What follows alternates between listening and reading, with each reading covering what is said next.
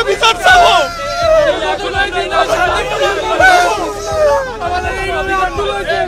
এই শীতকালে কুকুর বিড়ালের গায়ে কেউ মনে হয় এভাবে জল ছিটায় না।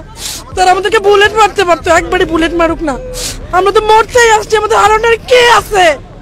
প্রশাসনের কাছে তো আমরা বলাই আসতেছি আমাদের হারানোর কিছুই নেই, মেরে ফেলে।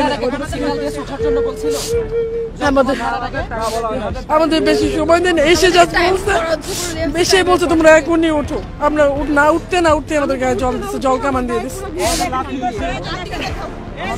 আমাদের এই ঠান্ডার মধ্যে কুকুর বিড়ালের গায়ে কেউ জল দেয় না। আমাদের সাথে একজন গার্ডিয়ানও আছে, তাকে জিজ্ঞেস করেন। আমাদের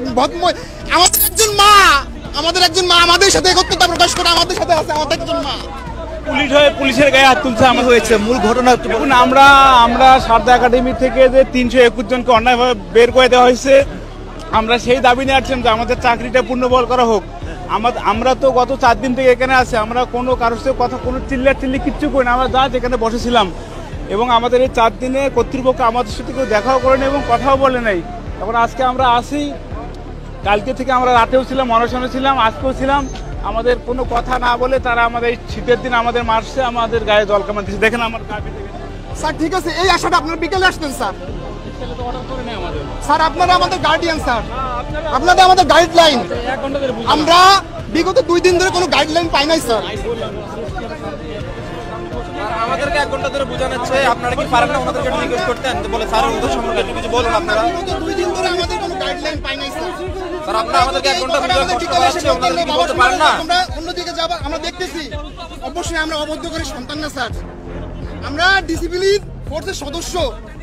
আমাদের ল শিখাইছে, আমাদের সারদা একাডেমিতে যে সব ইনস্ট্রাক্টররা আমাদের ল শিখাইছে, তারা আমাদের ভদ্রতা শিখাইছে, তারা আমাদের নম্রতা, ভদ্রতা, সভ্যতা শিখাইছে।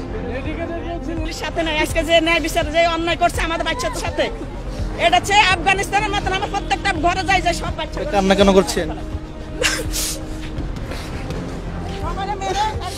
মারি দিয়ে ফেলো সবাই, তাহলে আর এখানে কেউ আসবে না। এই অফিসার পুলিশে কিভাবে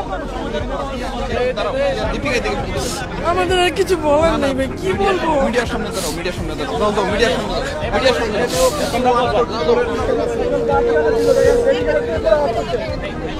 কি হয়েছে আপু আসলে একটু আমরা জানার কাকে হাত তুলছে। আমরা তো শান্তিপূর্ণভাবে অনশন করতেছিলাম, যখন আমরা কোনো উপায় পাইনি তখনই তো আমরা অনশন করতে আসছি। একটা বছর আমরা বাচ্চা করে ট্রেনিং করে আমাদের লাভটা হলো কি? আমরা এই চাকরি কেন দিলাম? তাহলে বাংলাদেশে আমরা পড়ালেখা করে ভুল করছি।